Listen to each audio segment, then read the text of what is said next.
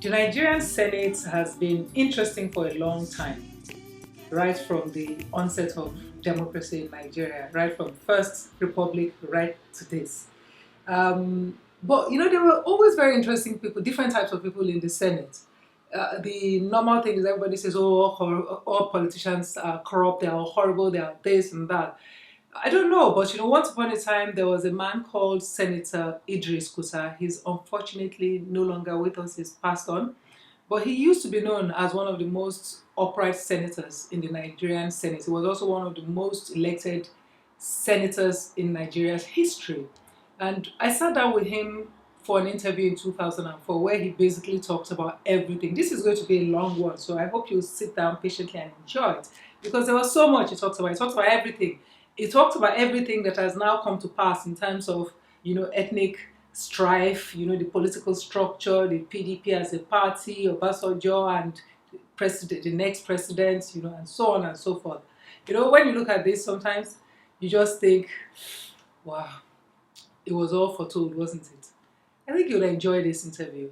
And wherever it is now, Senator Kuta, wherever we go, where we go, we wish him well. Enjoy. I think I have always said it that there is no place for an honest Nigerian. You have no place at all, either in the executive or in the legislature, maybe, or in the judiciary, because the whole system, um, much of the British left us a legacy of honesty and sincerity of purpose and dedication to work. We managed to erode that honesty and dedication to duty, and everybody seems to be now engrossed in chasing money. And therefore, that is why you have a problem, because a politician is supposed to be a thief outright. But then when you look at what happened in 1983, where when the military struck and people thought corruption is now going to be a thing of the past. Yeah. The military have come to eradicate corruption. Ministers were arrested and some members of the legislature and locked up. Some were sentenced to 110 years imprisonment for stealing what I will now call peanuts. Then, of course, then the military took over for these number of years. What one would have thought that it is now time for Nigerians to have an account of the military regime themselves. Right. What is it they did? What is it they stole, and so on. But unfortunately, they are so powerful, so much, I will say, military mafia, that they connive with civilians and they make sure that the only person that will step into their shoes will be someone that will not look into their skeletons. And that is the situation we have in Nigeria today. Right. But strangely, it has been reported in several quarters that you are very friendly, for example, with General Ibrahim Babangida. And during his tenure, he was also president, he was also head of state during this long military era. Some have said 8 years, yeah. Yeah, for 8 years. Yeah. And some have said also that you will support him coming back to power. How do you reconcile the two? In the first instance, is it true, these speculations? And then how would you reconcile the two? How would you want to support a man who spent 8 years, and in those 8 years we had this kind of situation that has until now not been properly probed and you know, sorted out in the minds of the people? I think that is a very good question. You understand that Nigerians don't seem to differentiate between the friendship between somebody you grew up with from childhood and up to this particular time, and those that are his friends purely for the sake of what they get from him. That is the difference. My friendship with any person I'm a friend to must be someone I will be able to open up to and advise him honestly and sincerely. He may not like it, but at the end of the day, I feel satisfied that I'm advising him that this is the truth about what is going to happen. Nobody will become the president of Nigeria until he is endorsed or supported by General Olusegun Obasanjo, who is the incumbent. Because Obasanjo has the machinery. First of all, the INEC that will conduct the election is under his purview. The security people that will make sure that elections are conducted either fairly or unfairly are under his purview. The money that is going to be used to fight election, he controls it, because at each point in time, it is the person that Obasanjo clears for election. All these people that are saying they want to contest and be president of Nigeria, a period is coming between now and 2005 when Obasanjo will begin to open up the skeletons and so on. I will tell you an example in the ministry, in my aviation committee. The first report that was approved by Obasanjo was people that embezzled money from Nigeria Airways, worth about a total of 64.4 billion naira. 94 people were indicted, and most of the people that are indicted are former military officers and maybe civilian officers that were either ministers or managing directors of Nigeria Airways who stole money from one time or the other, amounting to this amount, to this sum of money. They did all they can by going to court to stop Obasanjo from presenting a white paper. But the white paper has been printed, and about 94 people or so have been banned from holding political office from between the period of 10 to 15 years. Now, similar things are going to happen in other areas or ministries, and that at the end of the exercise, anybody that will begin to say, I want to come and contest election as president of Nigeria, must wait until he gets this clean bill of lading, either from the Independent National Electoral Commission or from the Code of Conduct Bureau, or he's free from the Independent Corrupt Practices Commission. Right. He has a clean bill of lading, then he will then say, now I want to contest for presidency. So I believe there are people that Obasanjo knows for sure he will not allow them to be president of Nigeria. But those, the actual person that will take over from him, he does not know. But he knows those that he know that he will not allow to contest election. Based on their past records. Based on their past records. So this is the way I look at it. But people are so sensitive, so parochial, so narrow-minded, and so self-centered. If you say things like this, they will feel that you are directing it at them. But that is not. But it is the truth on the ground, and that is what is going to happen in 2007 or from 2005 next year. Right. These things will begin to unfold. I'm coming back to 2005 and 2007. Back to the issue of your friendship with General Babangida and other friends that you have. So people have said that Nigeria's biggest problem is psychophancy. That is generally that is on the all biggest levels. problem. How have you survived those kind of high-powered friendships if you are this way? I think I have survived it because, surprisingly enough, apart from the 1 year 3 month stint I had from 1975 September 75 to January 77, when I served in a military government in Sokoto as a commissioner, I have succeeded throughout the Babangida regime of 8 years, throughout the 20 months of Buhari, throughout the 5 years period of Abacha. I have not served either as I have not been given any political appointment by the military regime. I have not undertaken any contract work by any military regime for all these years past. And I have survived. So basically, I have a right to say my peace of mind, irrespective of feeling that I'm trying to stop somebody from behind. Because that is the problem.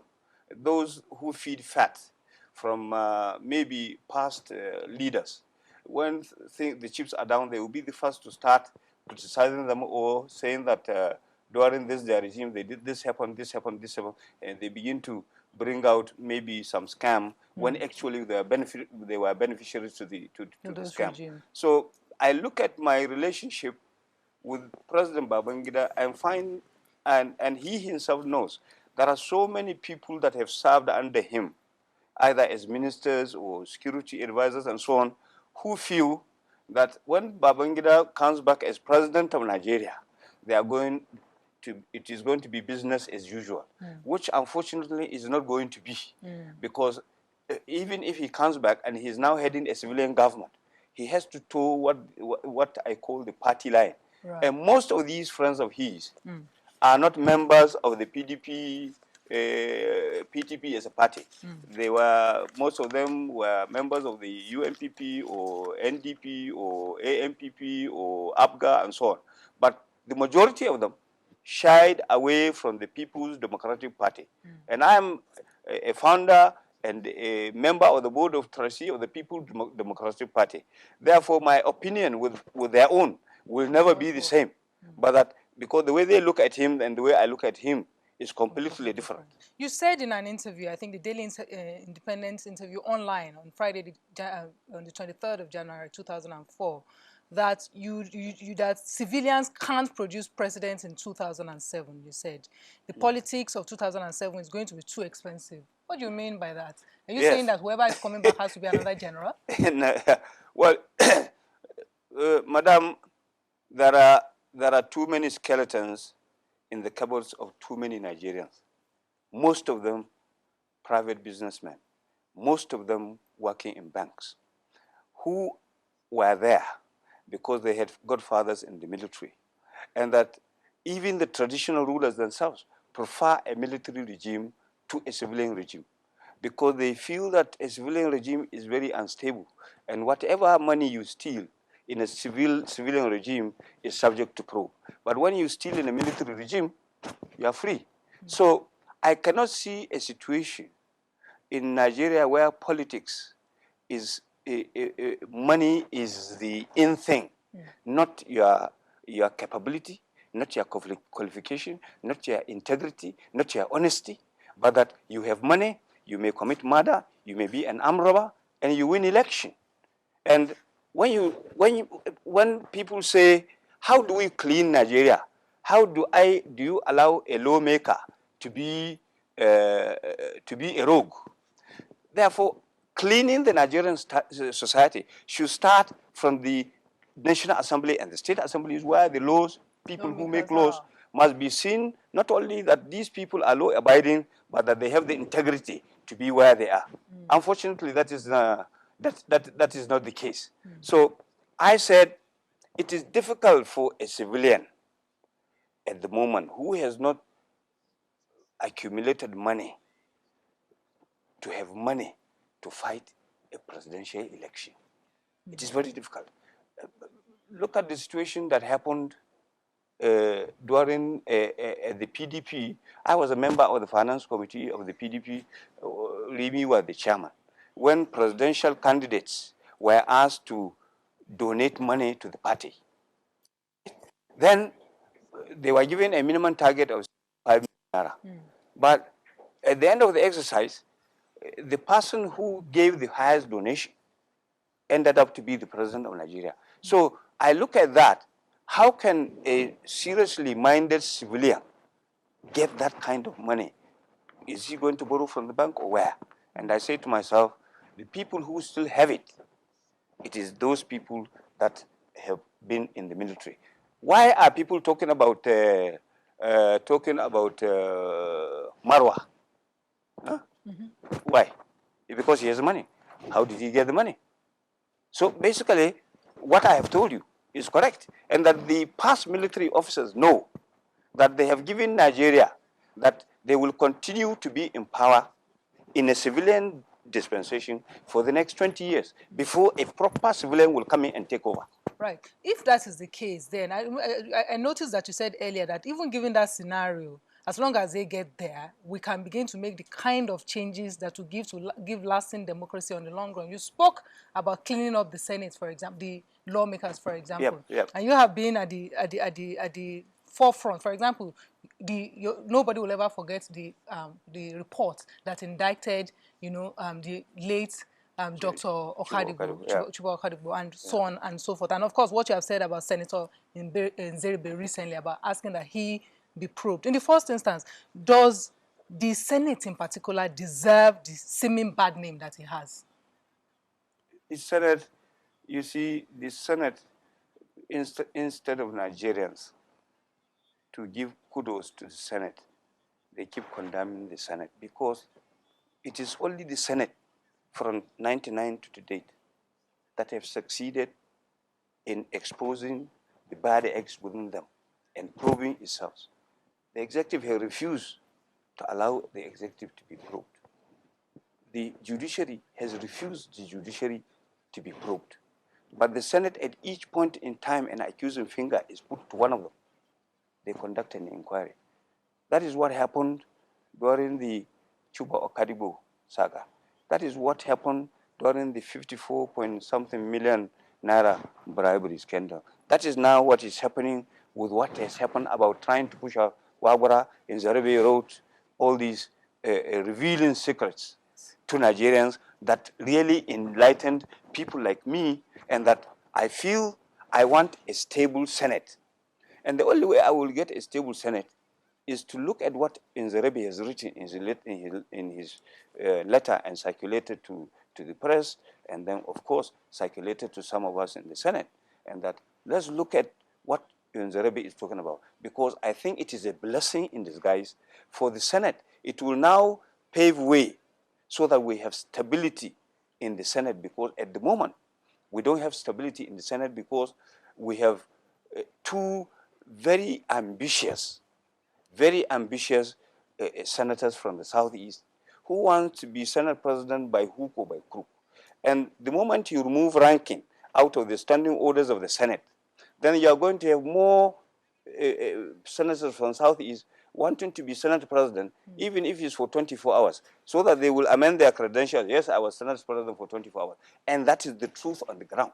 So to clean the Senate, there are senators, I believe, not maybe maximum two, minimum two, maximum 3 or 4, that they should be made to leave the Senate and be given something else. Let their constituents elect other people and bring them there. If they want to have stability and not to continue to be changing Senate President every 1 year or every 6 months, unless that is done, which is what I told them in 1999, and they turned around to make it feel as if I don't like the Igbos. That is not the situation. Every time you have a crisis in the Senate that involves the removal of leadership, it is coming from the southeastern states. And it's really because somebody else wants that position. He wants that position by hook or by crook. And Wabara is in a very serious situation. Serious situation in that they don't see eye to eye with the governor of his state. The governor of his state is very powerful. He wants to be either president or vice president, and he feels maybe if Wabara is allowed to finish term as Senate president, he may have more age than him politically. Then he has the problem also that Chris Uba feels he puts him where he is. He wanted to have a state emergency in Anambra. The Wabara succeeded because he gauged the temperature in the Senate. What happened in Plateau now would have been what happened first in Anambra before anywhere. But the Senate stuck to his guns and say, we are not going to have a state of emergency in Anambra. And Chris Uba now feels he has been betrayed by Wabara, and therefore Wabara should be shown the way out. That is the complicity of what is happening, because the monitoring of the Senate and the teleguiding of the Senate is done more outside the Senate than actually within the Senate itself. Do you think the Senate President, Senator Wabara, will survive all that intrigue? I think he has come out of it, and I think that there will never be a situation now, unless he does something to the extraordinary, that a push to remove him will come from the Southeast. And even if a push is brought in from the Southeast, there's nobody that will step into his shoes, because if you say ranking, there are only three senators that will fit in the shoes of Wabara. It is either Nzerebe or Ararume or Senator Okoro. No Senate will remove Wabara so as to put one of these three. So when we remove ranking, then of course Wabara will have a problem. All right. I've got to take a short break. When I come back from the break, I want to look at the state of emergency as declared in Plateau State. You were absent when the voting was done. You know, that's what my research says, that you were absent when the voting was done. Also, I wonder, being yourself, you are the longest serving senator in terms of seniority. If the Senate presidency had been zoned elsewhere, you could have been the Senate president. Does that bother you at all? We'll look at all that and more when we come back from the break.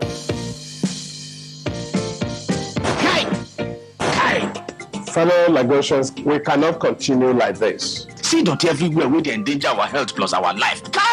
Make we not throw away dirty anyhow. Make we kick against indiscipline. Kai! Una don't hear, make we kick against indiscipline. Kai! Now indiscipline to throw away dirty anyhow. You were the inside boss, not throw away that pure water nylon for road again. You, Ogaka owner, why you they put dirty for our road? Kai! Cat pusher, you be number one offender. Not throw away dirty anywhere where you like. Amaro lehaba. Kai! See the thing where you don't cost now. Got a block everywhere. Put your dirty for proper government nylon bag. And when you put your dirty for this bag, tie them well. Put them for your domot. Make your cat pusher or PSP motor carry them. Go put for government dirty container. Government don't put Kai brigade everywhere to arrest offenders. If them bab you, you go here.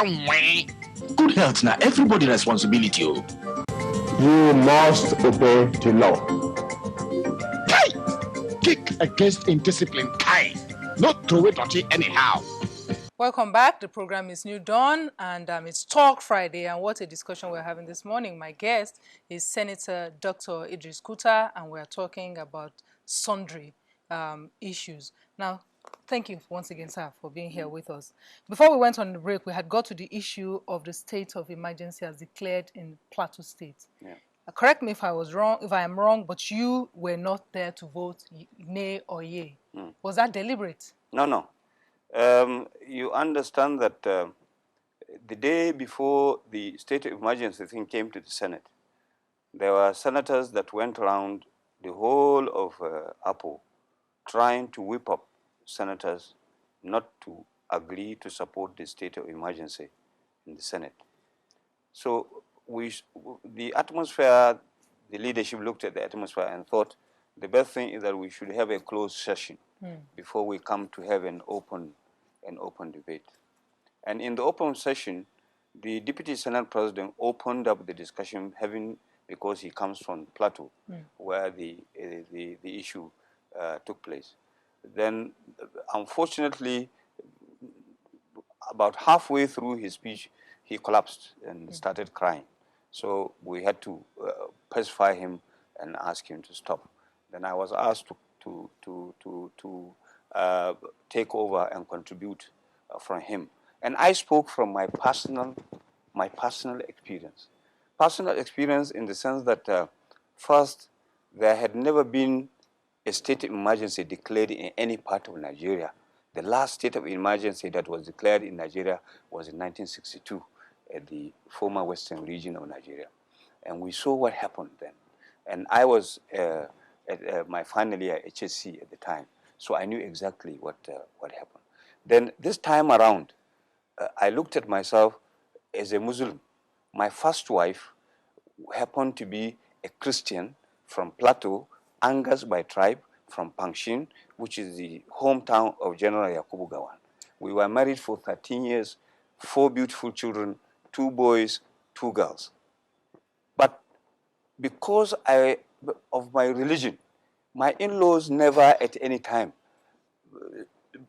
never stopped praying that how we wish this idiot is dead today, because we will then liberate our daughter to come back to Christianity. So that hatred was inbuilt. Then I looked at General Dogonyaro, himself from Plateau, who did the opposite of me. He married a Muslim girl, not of a small stature, the daughter of Ali Mungono, who was a very highly placed politician, Nigerian ambassador, and so on. He married her, which Islam forbids a Muslim woman to marry a Christian man. But it allows a Muslim man to marry a Christian woman. So I looked at the two issues. Then I looked at the scenario where my wife went simply to London to give birth to my 2 sons. And when the certificate of birth was given to me by the British government, they wrote there, simply she went to give birth to the children. She came back after 2 weeks. But that the birth certificate says, because these 2 sons of yours are born here, they are entitled to free medical treatment until they finish their university. And I have it with me. Now, how do you compare a situation where a white man that hates a black man, particularly British? I schooled in England for 6 years. All the discrimination I will see in my life, I saw it in London and in Glasgow. Then I come to my own country that I can live in a place for 50 years, 100 years. And they say, yes, I'm not an indigent, so I'm not entitled to free medical treatment or free education or what and what and what. And that when in my birth certificate, if I'm not from an indigent or plateau, they will write in the birth certificate, non-indigent. So what I did in 1969, what Dogonyaro did, is not possible today in Nigeria because of the hatred that has been allowed to develop. Unfortunately, over time. But unfortunately, it's not on religion. So I ask myself, I look at the situation in the southwestern state, where the Yorubas live. There is not a single Yoruba family that is either purely Christian or purely Muslim. They are interrelated, they have married, they have interwoven and so on. There has never been at any time in the western states where religious crisis has taken place. Christians are living peacefully with each other. Why not in the north? Why not in Jos Plateau? Why not in Kaduna State? Why not in Kano State? Why not in Bauchi? Why? Why not in Taraba? Why not in Gongola? All the northern states, there has never been a time that Muslims and Christians have lived peacefully with each other. And I say, why don't you borrow from the southwestern states? Now, you have a governor that is elected to office, is supposed to be the chief security officer of the state. And that perpetually, the security officers in Plateau, anytime there is a religious crisis in Plateau, right from 1999 to date, when Darie was in power, he will make sure he is never in the state. Because it is this cheap way of trying to shield yourself from blame. After all, I was not there. So they cannot blame me that I was responsible. But you go there, you are the brain behind whatever is happening. You set up the machinery of violence, and then you leave the country. What happened this time around? You understand that there is no death that Obasanjo has not seen. He fought in the war front to bring this country together during the Civil War. But with all the death Obasanjo has seen, he went to Wasi. When he saw fatherless, over 300 fatherless children, that their fathers had been killed, they were crying, the mothers were crying, he couldn't help breaking down. That was the situation the president found himself in. And that of all the 36 governors in Nigeria, the biggest ally of Obasanjo and friend is Governor Darie. So he was caught in the middle to choose between friendship and Nigeria. And Obasanjo decided to choose Nigeria. Now, I couldn't help, when I saw what happened in Kaduna, the mayhem, the killings and the burnings of property, Igbos and the Yorubas, Christians that were renting a house in my grandmother's house. They have lived with my grandmother for over 40 years. They were killed because of religion. I couldn't help breaking down at that particular moment.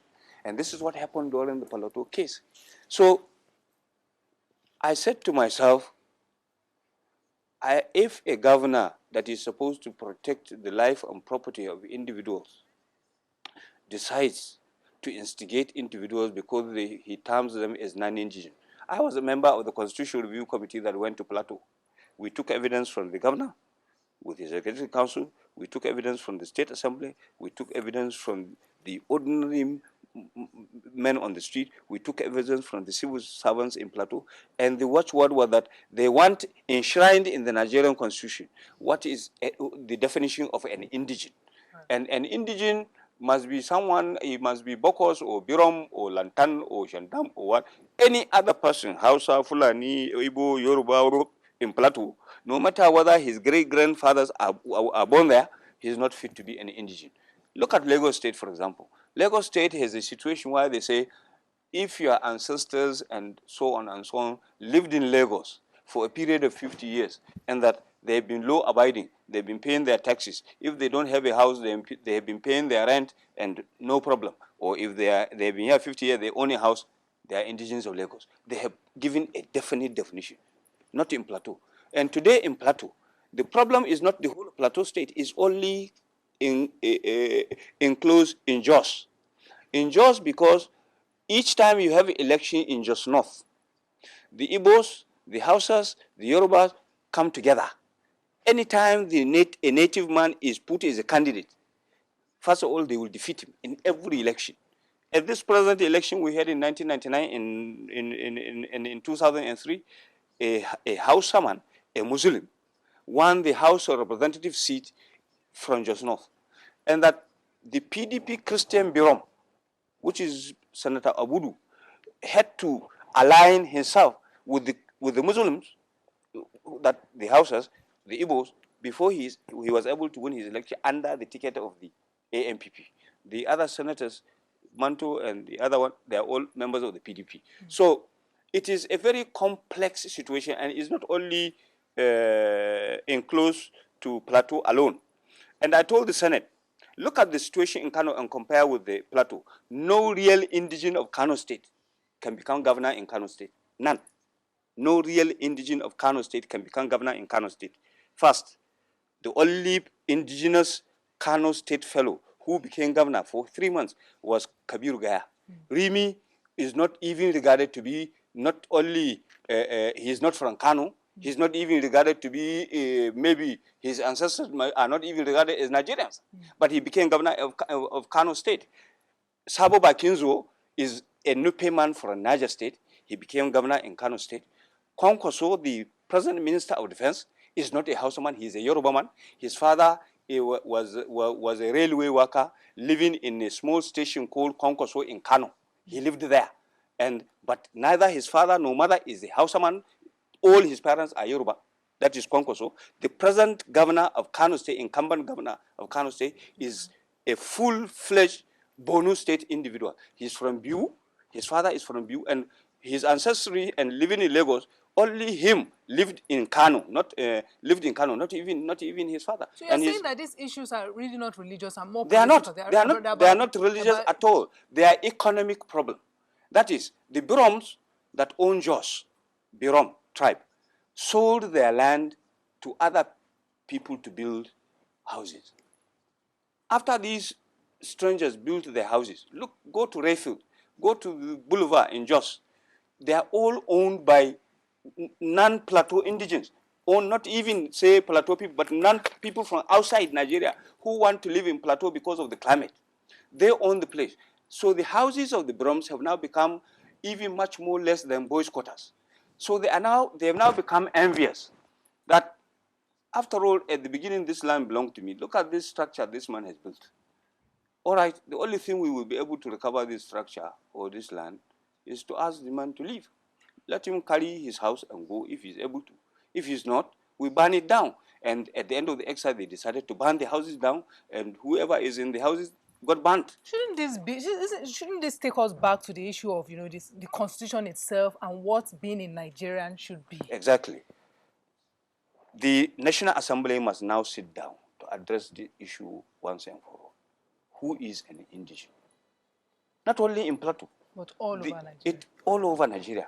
These sort of things are there. And when these things are not very relevant in a military regime.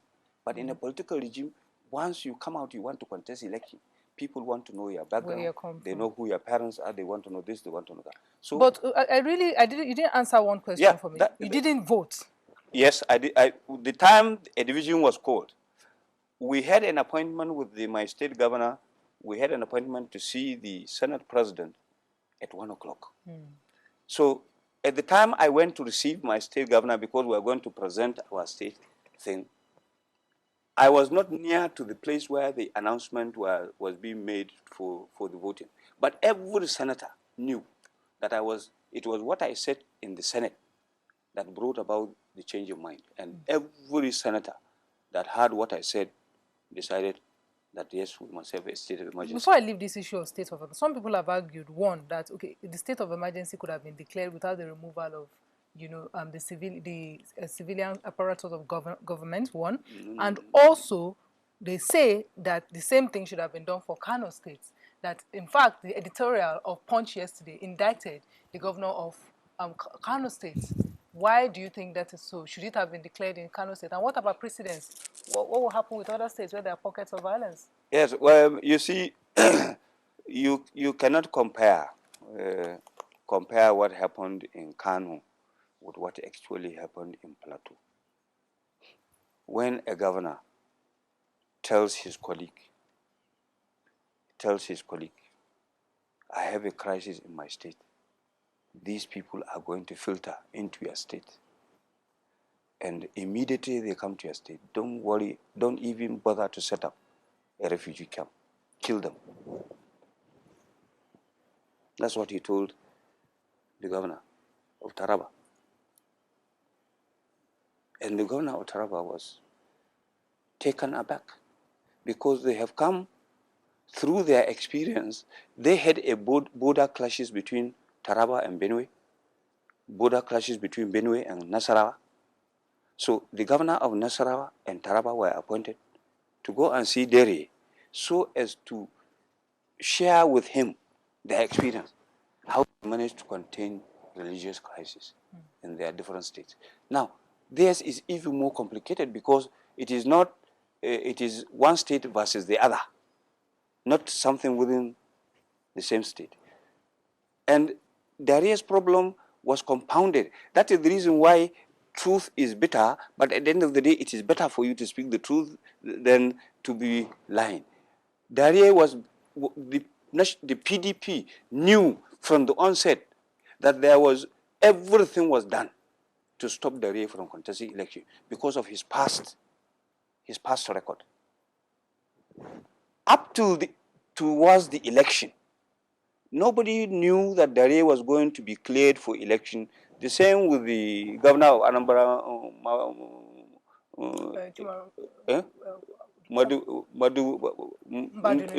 Mbadunije. The same with him. Governor of Anambra, governor of Plateau, governor of Delta, governor of Bayelsa. There were about 6 of them that the PDP wanted to change because of the type of insecurity and always the killings and so on in the areas of their jurisdiction. At the end of the day, nobody will say exactly what happened.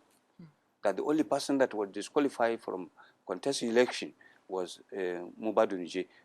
Maybe his own case was that because the Nigerian Bar Association was so strong that they put their foot down, that over their dead body they will not allow this man to come back, and I think they succeeded in doing so. So maybe such powerful elements were, as they were in Plateau, he has the largest concentration of retired military officers in Plateau, and that they did not like the guts of Dare. So maybe that in itself, and that most of them were not maybe supporters of PDP. That is how maybe Dare also, that he was the only one other governor ditched Obasanjo during his second term bid. You know, most of them ditched him until, at the last minute, before they decided to back him. Dare supported Obasanjo right from day one. Now that is the main problem. So you cannot compare. The situation in Kano did not take place until when they started bringing in the dead bodies of Kano people living in Plateau to Kano, and then people say, we must fight back. And the thing was contained in very specific areas of Kano, not inside Kano city, not Sabongari, but Gedi area and 1 or 2 other areas on the outskirts of Kano city. Okay, so the complete wielding of the big stick was also because, well, the Governor Dare also was indicted. That's what you're saying. Yes, was indicted. The indictment was on the governor himself, right? Because what pained the Plateau people and pained Obasanjo is that Dare left to go abroad. They told him, look at the situation on the ground. He said, no, I'm only spending 4 days. I'll be back. He went, he spent 3 weeks. Right. The most annoying thing is that when finally he was traced in Ghana, And Obasanjo phoned to speak to him. He said, who told Obasanjo where he is? All right, let me leave that matter completely alone now. Two things really before I begin to wind up this interview. In the first instance, if some have argued that you are such a stickler for order and for discipline because deep down you feel if it wasn't because of the zoning of Senate presidency to the Southeast that you, by seniority, should have been the Senate president. Now, well, I think, you can never do. I know what is in mind. I know what is in my mind. Madam, there has not been a single Nigerian that has been given the opportunity my electorate has given me. First of all, they elected me in the House. Why I differ from other senators, I started my own apprenticeship in the House of Reps. In 1979, for 4 years, I became a deputy speaker. And I was deputy to an Igbo man. And never at any time for the 4 years did I ever participate in an action that will impeach an Igbo man because I'm a northerner, and that I am from the ruling party and he is not from the ruling party. And automatically, if he's removed as speaker, I will be the one that will step into. But Ezoke respects me till today. He respects me. He has very high respect for me because I never participated in an action that will impeach him. That is not the situation today. When Haruna Abubakar was deputy to Chuba Okadibo, he worked against Chuba to get Chuba impeached. When he was deputy to Ewerem, he works against Ewerem to get Ewerem impeached. That is what you call collective responsibility. Any leader that you are a deputy to somebody and you begin to put up machinery to undermine that person, the day you stepped into the shoes of the person, the same thing will happen to you. Chuba went because ever since he lost election against Ewerem, he never allowed Ewerem to see peace. So he was the most popular Senate president the Senate ever had. But unfortunately, he used that popularity at the end of the day to rubbish himself completely. So today, Wagbara was about to be impeached because he was out of Nigeria, and all his principal officers were saying all Wagbara was doing we were not in the know. I told them, I say, any leader that does not know what the head is doing there is not fit to be where he is. There is collective responsibility. If Wagbara has erred, the whole leadership has erred. So, Madam, as I told you from the beginning, I know that there is no room for any honest man to be anywhere in a position of authority in Nigeria. That I accept. I'm not fighting against it. What is happening to Gani, Fahimi? Has he succumbed? And because people say all sorts of things about him, that stopped him from doing what he is? If, of course, forget about zoning. Forget about zoning. No governor of any state want to see in his state somebody else plying siren in his state. That's why I had trouble with the governor of Ebonyi. That's why Wagbara is having problem with the governor of Abia State. That's why Manto is having problem with Dare. That's why Masari, if he decides to be going to Katsina with the full fanfare, even though his governor is a rebel, he's going to fall into problem with the governor. So no governor actually wants his indigene to be put above him, because immediately you had a position in the national, you are senior to the governor in the state. Yeah. And when you come to the state, the governor is being looked upon as #1 citizen. And you come along with this long paraphernalia of security men and so on, police and so on, which is much more than what the governor has. Yeah. The governor feels a bit belittled. Right. So my problem is not only that the last person that Obasanjo would accept to be in a leadership position in the Senate, knowing the type of person will be me. That I accept.